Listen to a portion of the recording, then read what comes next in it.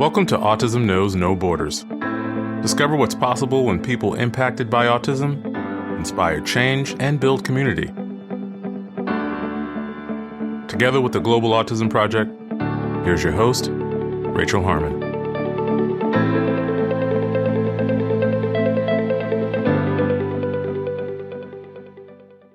Hello, everyone. Today, we're bringing back our CEO, Molly Pinney, and our first Global Autism Project partner, Pooja Panesar from Kaizora in Nairobi, Kenya. For almost 20 years, the Global Autism Project has been providing sustainable clinical, administrative, and leadership training to autism centers around the world seeking guidance.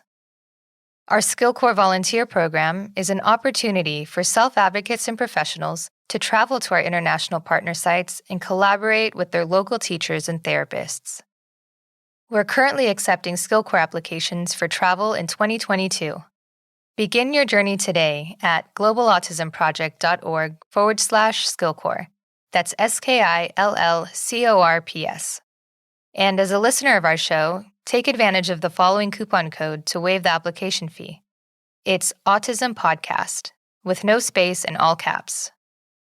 If you'd like to learn more about the Global Autism Project's history and mission, please listen to my conversation with Molly in Episode 2. And to learn more about Pooja and her work at Kaizora, listen to Episode 9 with her co-director, Brooke Jadida. In this conversation, we discuss the early days of partnership between Molly and Pooja, sustainable support, how SkillCorps is different from voluntourism or white saviorism, what Pooja likes to share about Kenyan culture with SkillCorps teams, and advice for future SkillCorps travelers. In this episode, discover what's possible when sustainability is made essential. To learn more about our organization and the work we do, you can visit our website, globalautismproject.org. We appreciate your time. If you enjoy this podcast and you'd like to support our mission, please take just a few seconds to share it with one person who you think will find value in it too. You can also follow us on Instagram at Autism Podcast, subscribe to our YouTube channel, Global Autism Project, and join our community on Mighty Networks at community.globalautismproject.org. And now I bring you Molly Pinney and Pooja Panesar. Hi, Molly. Hi, Pooja. Welcome back to the show. Hi, Rachel. Hi, Rachel. Thank you for having us. So you two have known each other for quite some time now. Pooja, you're the Global Autism Project's first official partner. How did you two first connect? That's an interesting question. I remember getting an email from somebody who worked in the US, and they were actually interested in whether or not I could provide some funding so that they could travel to provide training, a short workshop in Kenya. And so I remember asking, where in Kenya are you going? Who are you working with? And then we had a Skype call with Pooja and this individual and a couple other people and I. And then from there, Pooja and I were in touch with each other. She was sharing what was happening at Kaizora in Nairobi, and it was really incredible. Yeah, this was in 2010. I know. What were those early years of partnership like? What was it like for you, Pooja? It definitely was not the Global Autism Project in Kaizora. It was very much Molly and Pooja. Kaizora was a one-woman show, and Global Autism Project, same thing. So it was a lot of communication between the two of us and how to improve services. I was looking for training. I had been searching for scholarships or some kind of financial support to get my master's to be able to pursue my BCBA. It was through the networking that way that I got in touch with Molly from my end. That was how we got connected.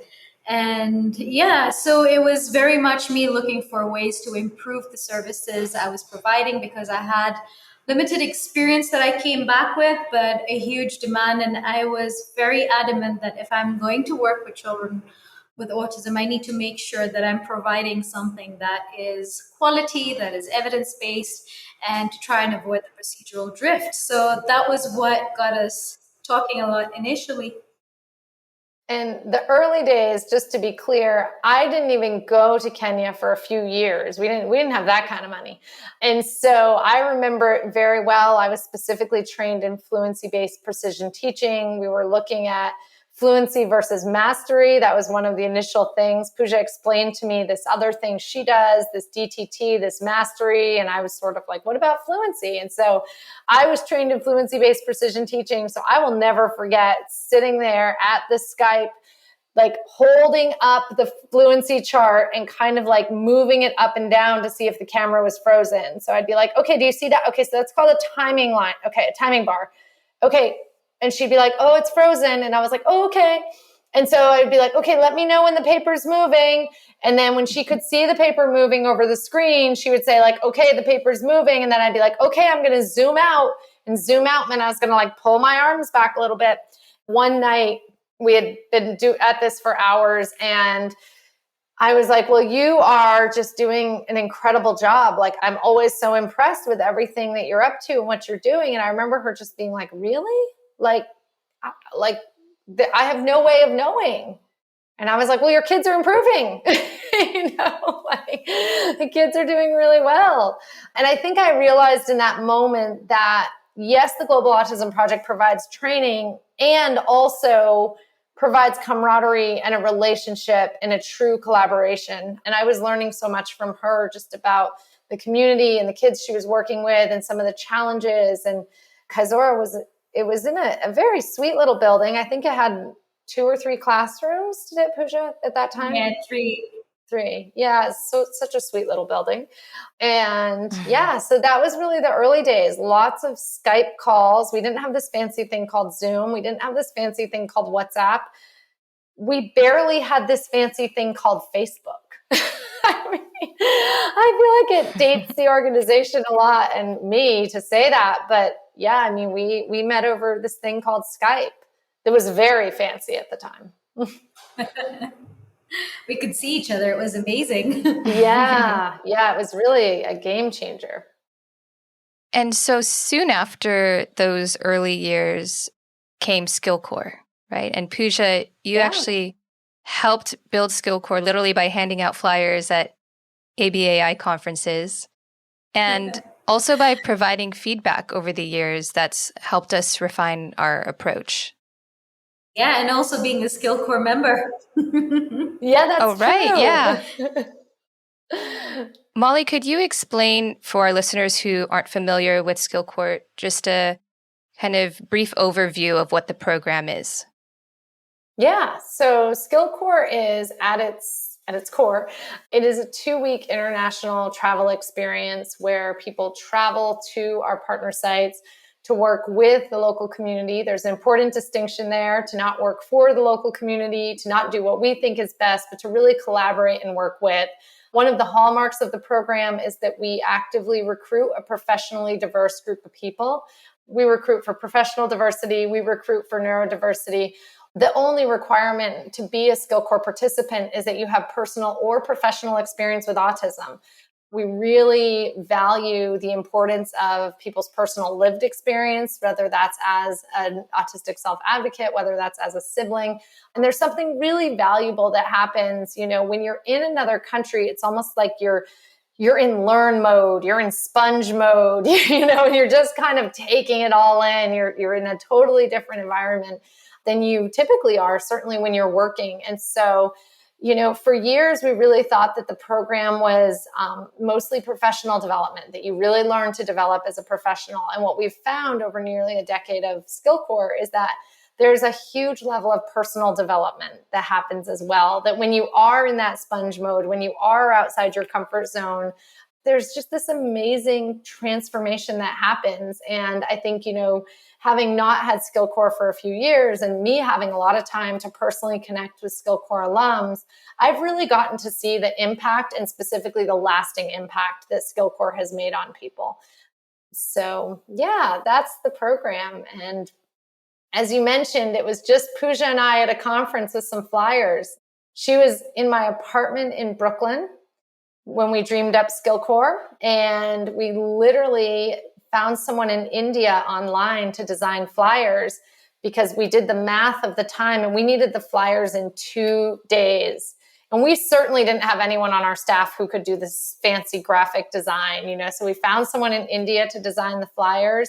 We found a company in Texas to print the flyers, and they overnighted them. It was literally like overnightflyers.com or something. They overnighted them to Seattle.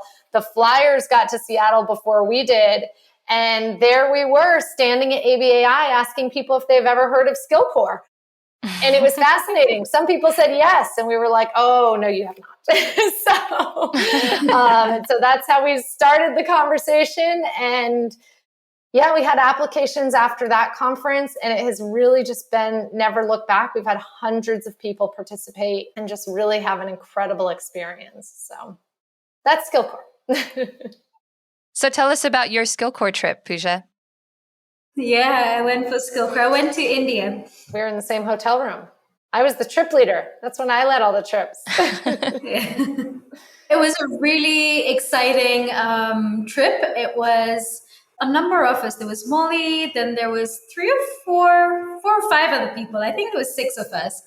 But it was really exciting because we went to Sorum, and we were working with the teams over there. They have everything from early learners to vocations. So it was amazing for me as somebody who runs a center on what the, possibilities are, because I had young children at the time and no adults. So it was really interesting for me to see how they were working with adults as well. But I got to use my skills in the young learners' classrooms, in the autism classroom to be specific, which was amazing because I also got to work alongside a BCBA. And at that time, I was already doing my courses in ABA, so it helped with my supervision, first of all. But the amount of learning that you get between working alongside other professionals, but also in a new environment, being able to understand how they're doing what they do successfully. Not everything can be duplicated, replicated, but you take little bits of things, and these little bits that stay with you from all your experiences in different parts of the world with different professionals, with different different experiences. There's always a little snippet that stays with you from everywhere. And when you bring that in together, you end up creating something that is unique for what your needs are. But you have that toolkit, you have that base that you need. So it was really fun because I got to see how they were working with the children, how they were working with the adults. I got to hear insight from the professionals that I was working with. And I also got to teach a workshop or two, which was so exciting, share what I know as well, so that the others there could take their little snippet from what I had to share as well. So it was very fulfilling. So Pooja, you went from being a SkillCorps member to an alumni, of course, and then eventually having teams visit your own center in Kenya. So what was that like for you to receive and host our volunteers? Yes, I was receiving SkillCorps teams even before I traveled. So it was really nice to have seen what happens at my center before I went to a different place as well. Oh, okay. Our first SkillCorps team was one person before SkillCorps was official. So it's been many years since it's been going on. It has been amazing. And there's been a lot of growth. So it was also a program that we kind of defined as we went along. We looked at where the gaps were, what was needed more, where do we need more systematic continuation. So systems were developed to ensure that there is continuation, that what was worked on initially, what our priorities are, what are looked at as priorities as well, and what is actually pursued in training, in development, and all the different aspects that we required. So that had been amazing because it wasn't the case that I have these experts coming to the center and telling me what I should do and how I should do it. And then after 3 months, we have some more people and come and say, no, you're doing it all wrong. Let's do it this way. So it was none of that, but it was more like I had teams who were coming to listen. The first day was always, or even before they came, there's always hearing out what my priorities are for the center, what are the targets that we're looking at? Is it manding? Are we looking at behavior issues? Are we looking at, maybe safety training? What are the different aspects that we need to prioritize right now? And as they listen to that, then I also had, I'm very strict about how things go on at the center. I'm very OCD about that. But I would have a system whereby if you have suggestions for change or anything, you need to take them through me before they go to my staff. And everyone was very respectful about that. So, any changes that were proposed or suggested, they first came through me. So I would be able to see, is this something that will be sustainable? Is this something that we can actually develop as a system into our center and keep it going?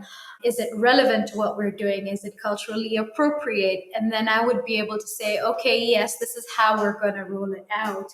And I would have that team of professionals to help me roll it out. So every time I would struggle with maybe, we need a bit more hands-on in terms of training this topic or this aspect, this is where SkillCorps would always be there to back me up, and we'd be able to move forward with it. So it's always been an amazing experience. The continuation has been great. I don't feel that I had people coming to tell me what I should do, but more like coming to support what I was already doing and showing me other suggestions, which, we must always be open to. Yeah, it really speaks to the model, I think, too, where it is about doing with and not for. It is about collaboration. Certainly there's no way that just going in for a couple weeks at a time, we're going to ever know what's best. And so it really is a collaboration. Our work is led by our partners. And, again, having that professionally diverse team is such an incredible opportunity. And I think, as Pooja's talking about, people come to her with recommendations, with suggestions. And a lot of people who travel with us, especially as ABA companies become sort of larger and larger, and it gets more difficult to go right to the CEO or, of the company, they're not even sure how to have a conversation to make a recommendation, even to their BCBA or to their clinical director. And so they get that practice. The SkillCorps members get that practice of having those conversations and really thinking all the way through whatever recommendation they're making, and really doing it as well with an eye towards sustainability. We always talk about how everything we do has to pass the flyaway test, meaning when we fly out of that country, whatever it is that we were working on should be sustainable, should be wanted, should be relevant so that it continues. We don't really care what is going on when we're there right in front of everybody. We care what's going on when we fly away. And that's something that you also, one of the many lessons that SkillCorps members get while they're in the field, and again, they really get it while they're in the field because they're in that kind of sponge mode, like, okay, how can we do this? And sustainability is so important because we won't be here. But then they come home and they use some of those frameworks that we use to create sustainable change. They use some of those frameworks in the families with the families that they're working with, right? So really prioritizing what are the needs of this family at this time in the same way that we prioritize what are the needs of the center. And what is essential right now? We talk about this framework where it's essential, preferable, or preferable to me. And if we're being honest, a lot of times when recommendations are made, they're made in the category of preferable to me. Like, it's preferable to me that it gets done this specific way. And when you stay in the preferable to me space, you lose out entirely on what's essential. And so they get to play with this framework and other frameworks when we're traveling and when we're on a team with people we don't know, actually. And then when people go home, they have those lessons and those takeaways to apply to their own work. So, yes, exactly. And, since we've opened up applications, we've had a lot of questions from people who are interested in SkillCorps. And I think it would be good for us to explain how our SkillCorps program differs from other, quote, voluntourism programs. And this may be a new term for some people. So first, could you explain what voluntourism is and also the potential dangers around it? Yeah. So the easiest way to think about voluntourism is essentially a revolving door of people who come to volunteer without any context, without any support, and generally with no accountability or no outcomes that they're looking for. And it's a very popular way to run volunteer programs. They happen all over the world. And to be honest, because that was the model that I knew about for what it looks like to have people travel internationally, I always said, like, we're never doing that volunteer travel thing. We're really not. And then I came across this idea of a blue ocean strategy. And a blue ocean strategy is where you create something that has not been created. And so you look at different aspects of what is already out there and you do it differently. So a classic example of this is a circus versus Cirque du Soleil, right? So a circus has animals, has cheap food, has, not cheap as in the cost, cheap as in junk food, right? Usually.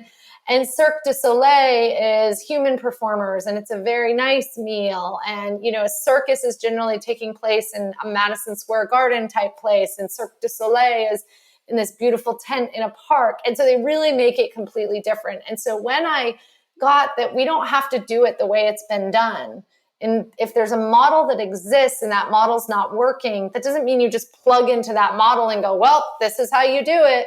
Create something totally new. And so SkillCorps is totally new. So we looked at, in your traditional voluntourism program, you don't get a whole lot of support pre-trip. They sort of say, hey, send us our money and we'll see you at the airport. Or even better, we'll see you at the airport in the country you're going to. And so SkillCorps is totally different. You have a ton of support. You join a community right away. We have a Facebook group where we're connecting people. We have phone calls where we're connecting people. We have fundraising support. And then you meet in a central location with your team before you travel. And so you have a few days of training here in the US, and then you travel. And then when you travel, you have a team leader with you the entire time. And that team leader is really trained in supporting your personal and professional growth. So they're not just there to be kind of a figurehead and a body. They're really there to support you in your growth. And then afterwards, of course, you join an incredible community of alums. And if you're like about, I think last checked, it was like 60% of our travelers sign up for another trip. Pooja, is voluntourism a problem in Kenya? Like, what are some ways that you might see it there? So I'm not sure of other organizations. I'll speak for my own. I used to get some emails and, communication from people who used to say, oh, I hear you're working with children with autism. I'd love to come and volunteer at your place for a while. So initially, I think we did maybe one or two, if at all. But it's not very significant because you have an extra person. You're accommodating a guest in a way because they don't know your system. They don't know your way. So after that, since SkillCorps had started, I would always redirect them because I know that if I have a professional who does not know what I am doing and the context I'm doing it with and the purpose that I have, my mission, my vision, they're not going to be able to meet my requirements. And if you're here for maybe 1 week or 2 weeks, honestly, you're hosting a guest and you're trying to make the person comfortable, and they might help run some sessions. You might see one or two things, but then they go. And Molly talked about the flyaway test. That doesn't apply at all. So it was, as things got busy as well, it's not something that I have time to do. Whereas with SkillCorps, it was much easier because you know what we've been working on for the last year. You know what our priorities are, what our goals are. And it was easy to then work with the team. And because there's always the leader and there's the continuation from the previous trip to the trip now, it made life a lot easier. So I didn't even take many volunteers. I used to just redirect them that you are very, very welcome. Just come through SkillCorps so that, you're coming in a system that kind of works, and it also makes my life much easier, and you will be more effective. You will be more impactful that way.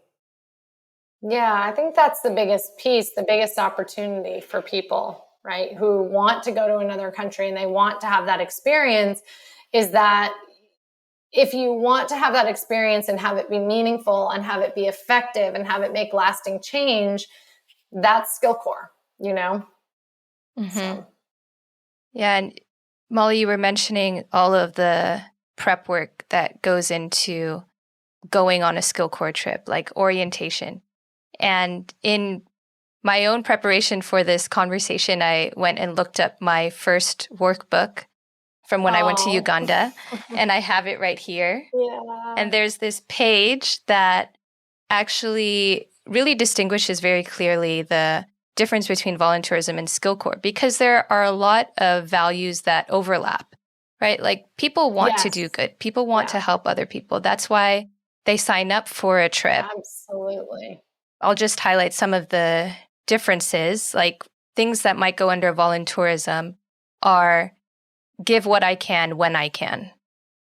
And I own the responsibility for change. And it's coming from a sympathetic approach with others. Whereas with SkillCorps, it's work with what they have. And you presume competence and believe in potential, create change for those in need, and build on their ideas, like what Pooja was saying about not telling her what to do, but supporting her in projects that she's already working on. So you can really see clearly in the language how there's an emphasis on empowering the locals with SkillCorps. Yeah. You know, if you meet someone like Pooja and like any of our other partners, none of our partners are like these quiet people just doing the best they can with what they have. Like, no, these are like leaders and change makers and earth shakers, you know, and you don't just kind of like quietly put together and do the best you can. If you're the one person in some cases in the country who has taken on doing this work, they're the people changing the world. And why not be connected to a network of other people doing this work? I mean, I just think about back in the day when it was just Pooja and I versus the conversations that we get to have now, and how Pooja now provides the mentorship to our other partners from around the world, and our partners who have been here longer provide that guidance and provide that mentorship. Because I mean, none of our partners are like these quiet little people doing this little thing and like, oh, poor them. Like, no, like it's like such a preposterous idea to think about, honestly. I mean, our partners are amazing. And I just have just so much respect and reverence for what they're up to. And it's this tremendous honor to get to be a part of it at all. And I remember years ago, I was learning coaching and they said, you know, really like the best people to coach are the ones who like, they're going to get there anyway. And what you get to do is like bring in the coaching and the support to just get there a little faster, like just shorten their learning curve. Every single one of our partners is going to get to where we're going, wherever that is. And our role is just to shorten the learning curve, is just to provide the support and the network. And I think, you know, in the last couple of years dealing with COVID, it has been apparent how strong the network between the partners is. We've been in communication. We've had our partners on calls from that very first phone call in which we said we had to cancel the trips in February of 2020. And the network and the support that they provide to each other is a really big part of this. And it's not a like us and them thing. You know, it's truly a collaboration where we all come together and we all support each other. And I learned so much and we all learned so much. And I think that's one of the things that just really sets SkillCorps apart. There is not us over here with SkillCorps and them over there working with the kids. It's like, okay, we're all going to put together whatever we have and create something. And again, just shorten a learning curve. I mean, I've had coaching and support to grow the Global Autism Project in the way that I have. And that's really, why wouldn't you have access to that just because you're in a place where that's not necessarily available? You know, that being said too, in the close to 20 years that the Global Autism Project has been around, I don't know how that happened, there is more international work happening and there are more people. And so, you know, I think sort of in the next phase of the Global Autism Project, hopefully we'll be able to continue to support and grow that community of people who are doing this work outside of the US and really create friendships and collaborations just with more people. There's such great information that happens, here in the US, especially, where now the world of autism has really shifted to, in a lot of ways, and not completely and not perfectly, but has really shifted to listening to adults who received ABA as a child and learning from that and learning from those people, and how great to be able to share that globally as well. So it's not a, we know what's best, here's what's happening. It's a, hey, things have changed a lot in 20 years. Here are some of the things changing in this community and in that community. So yeah. I have a little soapbox about how amazing our partners are. So from the outside looking in, the work we do may be perceived as white saviorism. And, just to define, the phrase refers to a white person who acts to help non-white people, but in a context that can be perceived as self-serving. So how do you respond to people who accuse you of being a white savior? Yeah, I love that question. And something that has come up more and more, certainly in the last 20 years, and certainly in the last couple of years. I think that the conversation has shifted more to that. And really, it's something that I've looked at and that I've interrogated, of course. And, this organization from the very start has been always looking at and course correcting and shifting. And, you walk into orientation on the first day and I say, we used to do it this way and that didn't work.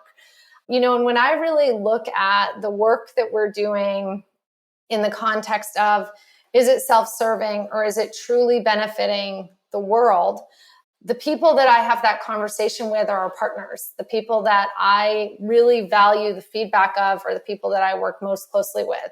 What I have noticed is that this, and I'm not totally sure what it is that has created this, but there is this very quick jump to, you hear something and you immediately discuss how it's problematic. And what I've also noticed is that in those conversations, when I have a discussion with somebody about what we're doing is problematic, when we actually have a discussion, when we actually get beyond the knee-jerk reaction, we find that there are points of agreement. And one example of that, outside of the white savior conversation, is I have a lot of conversations with autistic self-advocates who say ABA is bad and you shouldn't be doing ABA. And please tell me you're not doing things like teaching eye contact, or you're teaching the kids not to stim. And I'll have a conversation with them and I'll understand where that comes from for that person, what it's like in their world.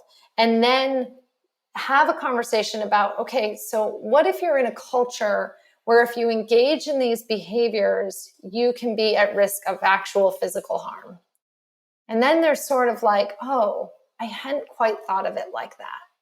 And I think that for this entire conversation, there's a nuance that seems to have just fallen out. I mean, it has just fallen out, the nuance of it, the details of it. It's like, it is this or it is not this.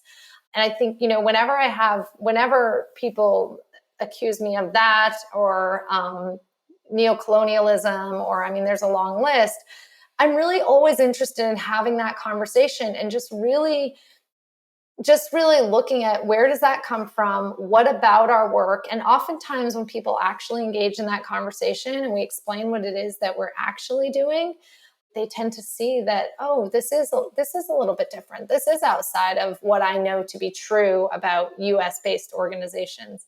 I don't know if you remember, Pooja, but we were having lunch with your staff and talking about NGOs. And Joe, one of your staff members at the time, said, like, why are we talking about NGOs? And I was like, well, because and that's non-governmental organization. And I said, well, because the Global Autism Project is an NGO. And I just really want to look at, how do NGOs work? How do we work? And he was like, wait, what? And I was like, well, I want to look at how NGOs work and how we work, because I don't really have great perspective. I don't spend a lot of time around other organizations. I want to learn more. And he was like floored that the Global Autism Project was an NGO. He's like, no, I just thought you were friends with Pooja from when she lived in Canada for a short time. Like, what are you talking about? Like, what? And I was like, this is a very proud moment for me. like I'm so glad that in our work, and that was probably our second or third trip. And he was just like, what on earth? And he was sharing, I remember he was sharing one particular story where an NGO had come in and they had built a fence to keep people safe from train tracks. There were train tracks in this village and they built a fence to keep people from going over, but it didn't stop people from going. They still had friends in that community. And so now it was even more dangerous because they had to like scale this fence to get over instead of running over train tracks. So, there's a lot of things like that where it's like there was just no local consideration. No one asked anyone. And so, but Joe just thought, oh, you all are obviously just friends. And I thought, well, we are, like actually we are. Like real life friends, who just happen to share a passion for what we're up to in the world. Well, back to SkillCorps. As we mentioned, applications are now open. And I'd love, Pooja, for you to share some of your memorable experiences with any of the trips that came to visit you. And, full disclosure, I used to work very closely with Kaizora in 2019, and I was their regional coordinator. So I was that kind of liaison that was helping make sure that the teams understood what was worked on before and help create new goals for your staff there. So what are some memorable experiences that you've had with SkillCorps? Like, what are some things that you like to share about Kenyan culture when they visit? So Kenyan culture, when you come in, initially the therapists are quite quiet. They'll be, waiting to hear what you have to say. We're more on the listening side of everything. So I usually tell SkillCorps that you need to break the ice. Let's engage. I talk to my staff. I talk to SkillCorps and get that mingling going on. When the ice is broken, it is beautiful. We also have a social where everyone will, have party time together. The trainings are always really great. Initially, again, there's the perception someone's coming to teach me, which sometimes starts off with, especially when we have new staff, but that quickly dissipates to, I can ask all the questions that I want to ask and I can get some suggestions, and this is a discussion and it's a learning curve, and it evolves into a very nice dynamic. By Rachel, what would you say? Day 2, day 3, easy, quite quickly. Yeah, a few hours sort of.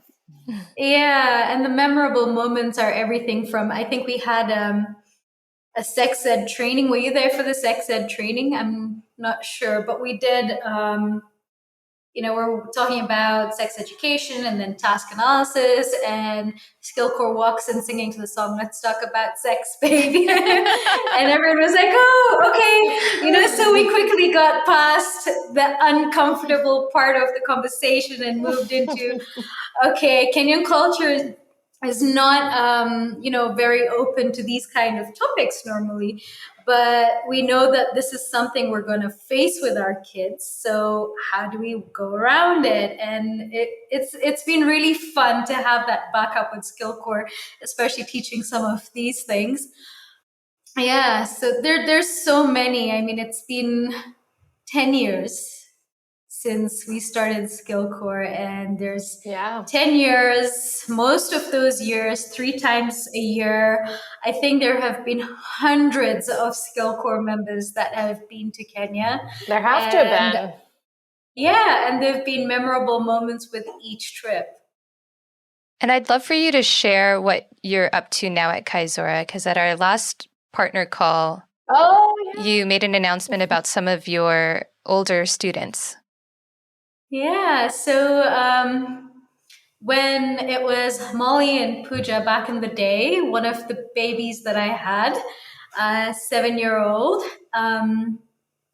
is now 20, where it makes me feel old now.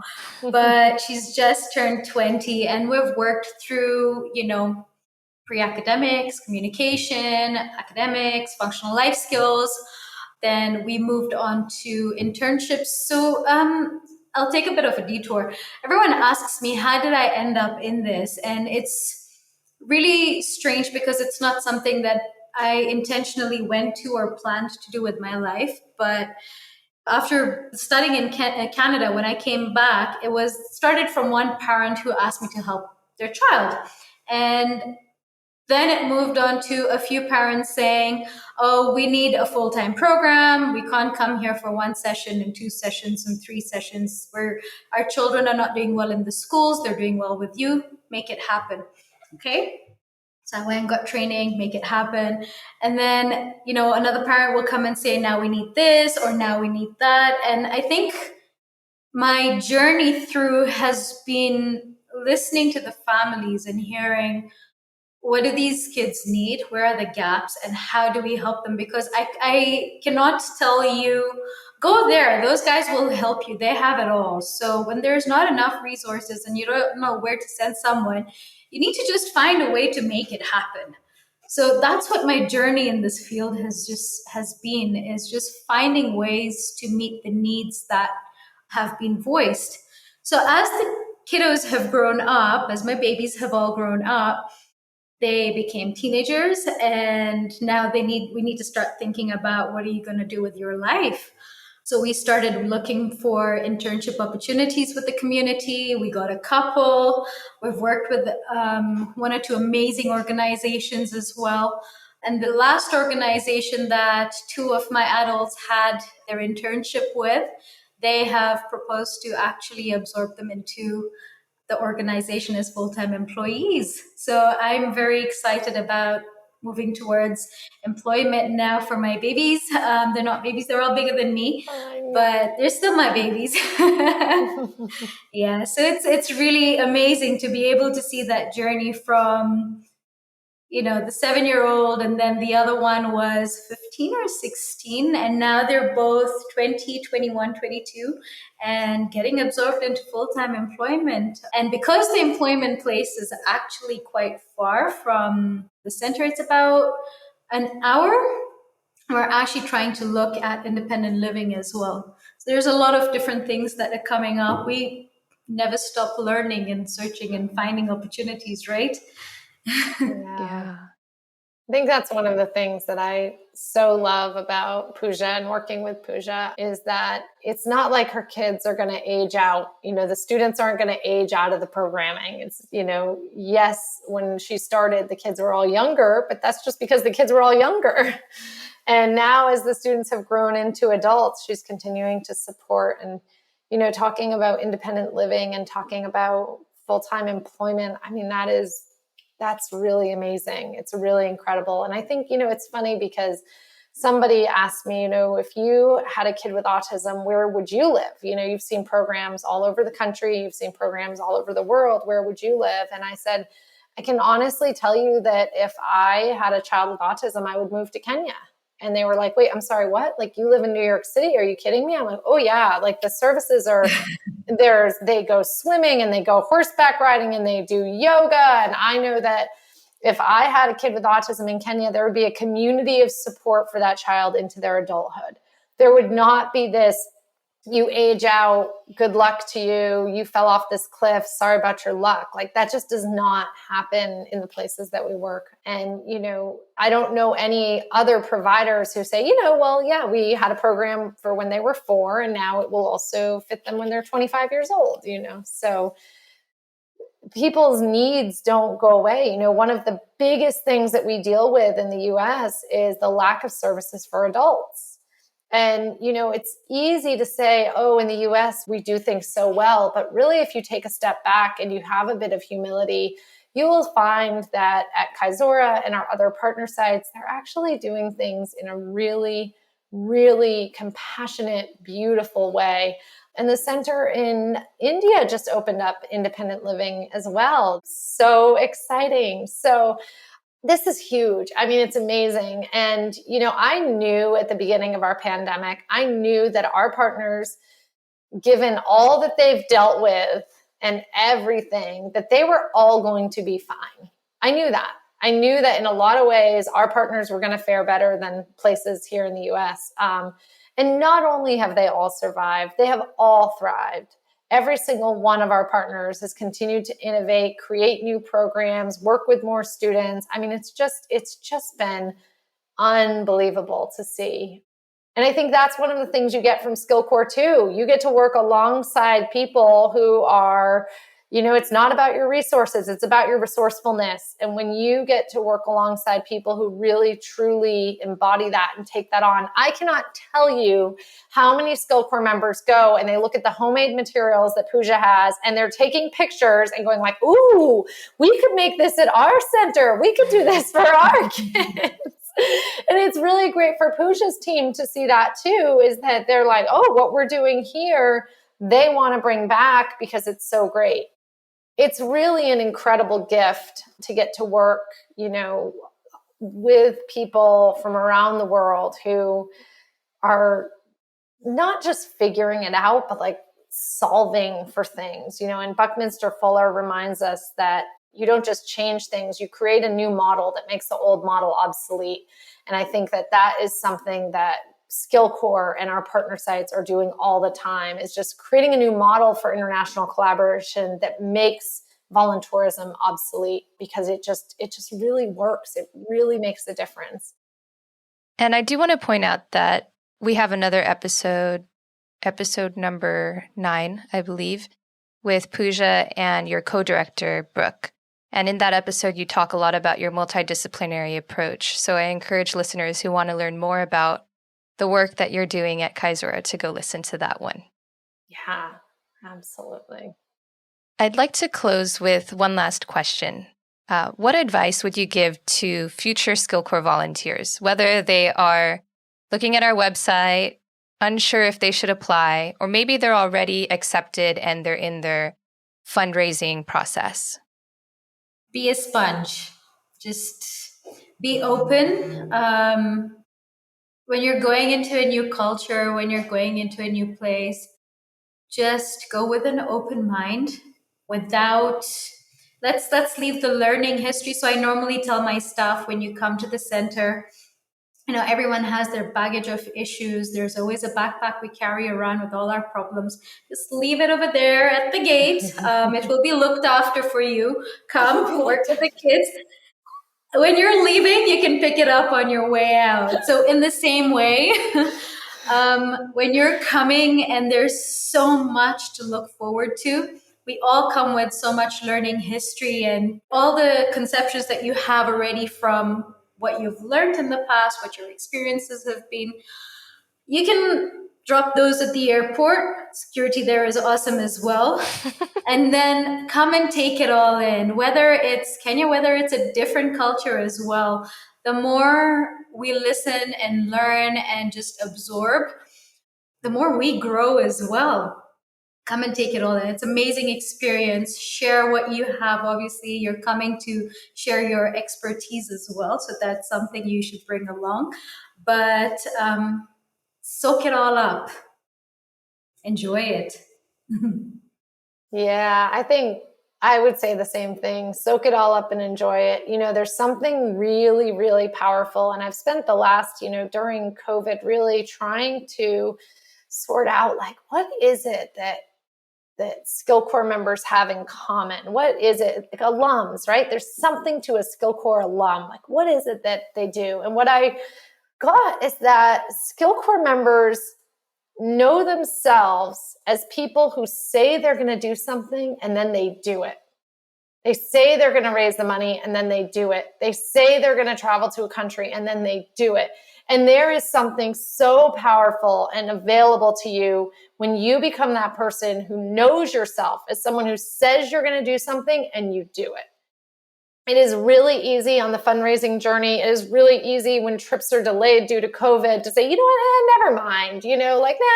And I think my advice would be like, stay with it. Like, be with it. Trust that whatever's coming up for you is for you. Like, it's not happening to you. It's happening for you, right? And, some of the people who are some of our 2020 travelers have become some of our, biggest fans and friends of the organization. And we've been in communication with, everybody. And I just think it's really just be in it. Just really be in it and embrace it. Embrace the good, the bad, and the ugly. SkillCorps has always gotten people outside of their comfort zone. And, this traveling during COVID, because I think we're now all very clear that COVID is not just going to go away. We're going to have to navigate our way around COVID. That traveling during COVID, there's going to be more unknowns, and it's going to be more outside of our comfort zone, and really just to be with all of it and see what's available to you. You just never know. You never know. And I've noticed there are a number of people who have done SkillCorps and they've become entrepreneurs, and I've reached out to them this year and just been like, hey, that's really cool that you're doing this. And they're like, you said this thing in orientation that was like, whatever you want to do, just go do it. And they're like, and I realized that I was already living my life like that because I said I wanted to do SkillCorps and I just went and did it. And so when you have that experience of yourself, it really shifts everything. Yes, exactly. And again, that website is globalautismproject.org/SkillCorps. Well, thank you both so much for sharing your stories with us and really showing our listeners what true partnership and collaboration looks like. It's great to hear from both of you. Thank you so much. This is great. Thank you, guys. Thanks for tuning in to Autism Knows No Borders. Do you want to help spread the awareness and acceptance of autism around the world? Are you interested in creating sustainable change by collaborating with local experts? If so, our SkillCorps volunteer program is an opportunity you don't want to miss. Stepping outside of your comfort zone and immersing yourself in a different culture can help you grow in invaluable ways, both personally and professionally.